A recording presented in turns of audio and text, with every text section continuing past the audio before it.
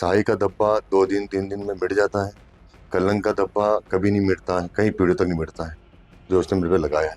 उसकी ऐसी सोच थी कि मैं बड़ा मतलब पढ़ लिख के आईपीएस अधिकारी बनूं, और उसके बाद में जो हमारे पूर्व में जो एसपी साहब थे उनसे भी मिला था कि साहब मेरे को भी आईपीएस बनना है, क्या।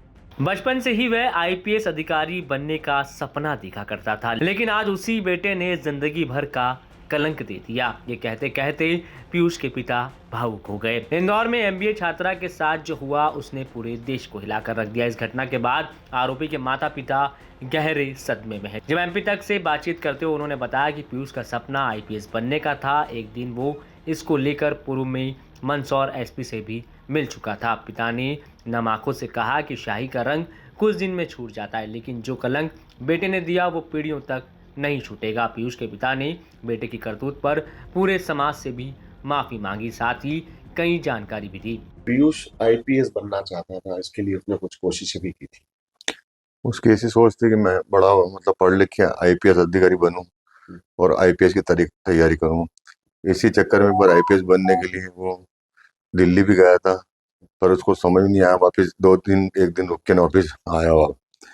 और उसके बाद में जो हमारे पूर्व में जो एसपी साहब थे उनसे भी मिला था कि साहब मेरे को भी आईपीएस बनना है, क्या करना चाहिए क्या नहीं करना चाहिए। तो उन्होंने कहा तू पढ़ाई पे ध्यान दे और ये तैयारी करेगा तो ये होगा कि आईपीएस बन सकता है। उन्होंने कहा तू पढ़ाई पे फोकस कर। साहब ने भी यही कहा था। तो दिल्ली कब गया था और यहाँ कब मिला था इसको? दिल्ली तो 3 साल पहले गया था पढ़ाई के चक्कर में ही, हम्म। पर उसको लगा नहीं कि मैं पढ़ पाऊंगा, तो वो वापस वहाँ दिल्ली स्टेशन से आ गया था।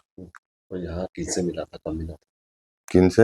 यहाँ जो किसी एसपी साहब ने बताया कि कब की बात? उसने बताया था कि मैं एसपी साहब से मिला था, ये लगभग साल 2 साल पुरानी बात बता रहा था। अब क्या सोचते हैं जिस तरह की परिदृश्य? पर जो उसने अपराध किया वो तो जघन्य अपराध है।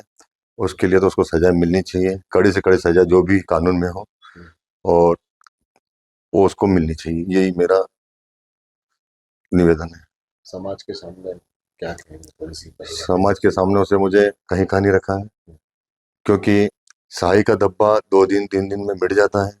कलंक का धब्बा कभी नहीं मिटता है, कई पीढ़ियों तक नहीं मिटता है, जो उसने मेरे पे लगाया है। यही मैं कहना चाहता हूँ। समाज से कहीं ना कहीं आपको लगता है माफी मांगनी चाहिए? तो मुझे अफसोस है। मुझे बहुत अफसोस है, इसलिए मैं समाज से भी माफी मांगता हूँ।